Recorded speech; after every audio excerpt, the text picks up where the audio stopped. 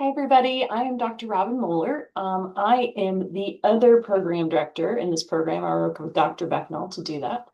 I am sorry I can't be with you tonight. I had a different engagement, but I do want to share some information with you and just make sure that you know that you can reach out and talk with me whenever you'd like. We can have a Zoom conversation, we can talk on the phone, or email works too. So whatever works for you is great for me.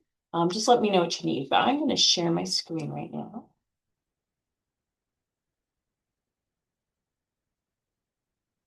And just kind of talk you through some things. Let me move my little face over the side. Okay.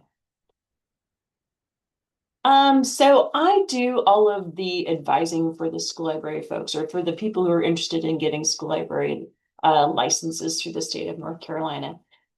So to be a school librarian in the state of North Carolina, you do have to have 076 media coordinator licensure. And so the coursework we're going to talk about tonight will prepare you for that. So you'll be ready to go. There are some variations to that very simple 076 licensure. We do offer a dual master's degree with the MTL program, that's Media Technology and Learning Design. The dual master's degree with them would allow you to still have that 076 licensure. You need to be a school librarian, but it would also give you the opportunity to be eligible for a 077 instructional technology licensure. So if that's something that's interesting to you, just, let me know and we can talk about what a course of study might look like for you. There is also M-level teaching license. So some of you are coming to this program having been teachers or having had your teacher's license from your bachelor's degree. Some of you are not, and that's okay. So this is for those of you who do not already have a teaching license. There's something called an M-level license that you will need to take additional coursework to get in order to be a school librarian or a media coordinator. That is just 12 hours, and you and I can talk about that again sometime if you need that. Finally, as of this fall, we will be offering public library certification. And so, well, this program really reflects the school library coursework you're going to need to get licensure. Well, the school librarianship part of it anyway. So you're going to see here in a minute that there's just a lot of courses that are required for that. There's not a lot of room for electives. You're going to get 2 electives.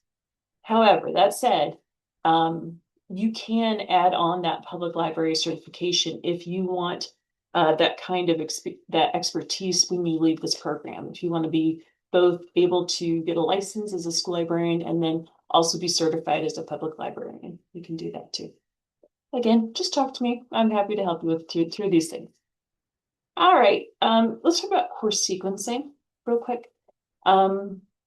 Essentially, there are 2 ways that we approach this. You can take however many courses you want up to a certain amount every term. I think that amount is 18 hours. That's a lot of coursework. If you get there and you want to take more, then we'll talk. But generally, full-time master's degree work is 9 credit hours per semester, which is 3 courses. If you were to take courses full-time, you would graduate in the summer of 2027, so a year from now. You would take courses through that summer and then you would be finished. Part-time is a lot of what our students do, which is fine, absolutely great. That's up to 6 credit hours per semester. If you were to take 6 credit hours every semester, including summers, you would graduate in spring of 2028. One important thing I do want to mention here is that we, I'm sure Dr. Becknell mentioned it, anticipate having ALA accreditation during the spring of 2028, being granted it during that term. And so actually we would be granted it in spring of 2030, but we have 2 years where we can go back and say, okay, the people who graduated 2 years ago, the spring 2028 grads, from there on, we can start saying that you graduated with ALA accredited degrees. So I mention this for those of you who want an ALA accredited degree. For some of you that is important to you. For some of you, it's not. That's fine. You can go either way. If it's important to you, keep in mind that spring 2028 would be that very first term in which we could, say in the future that you had an ALA accredited degree. The third type of course sequencing is kind of a create your own adventure, you decide. Sometimes folks start out taking 6 credit hours but they're also working full time and maybe they have a parent they're taking care of in addition to kids and things like that. Sometimes they get a little overwhelmed and need to just take one course per semester. And then they come back and start taking 2 courses again. It's really kind of up to you and what your life will allow and what your own personal wellness will allow us. So again happy to talk with you about any of these things. So just let me know. I'm gonna show you kind of how these course sequences work, just so you have an idea. So this is the school library course sequence for full time. So again, 9 hours per term. That's three courses per term. So the summer, for instance, you would take Library 5005, Foundations, an elective, and Library 5195. So again, you can see this, how it takes you through 4 semesters and then you're completely done. This is the course sequence for part-time folks. So you can see you've got 2 courses every term with you ending in spring 2028. Again, that's that earmark that we're going for ALA accreditation. And so hopefully you could say you'd have an ALA accredited degree at that point. But in order to help you with all of these things, I need to ask you to fill out a form, please. Dr. Beckman will be sending this form, a link to this form.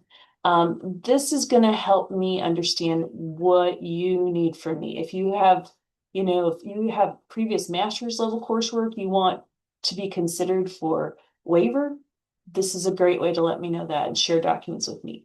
If you don't have a teaching license, this is a great way to kick that conversation off. If you have any special needs or anything like that, this is a great place for us to start talking about those kinds of things. So again, when Dr. Becknell sends you that form, please fill it out. And otherwise, if you have questions, if you want to make an appointment with me, this is my email address.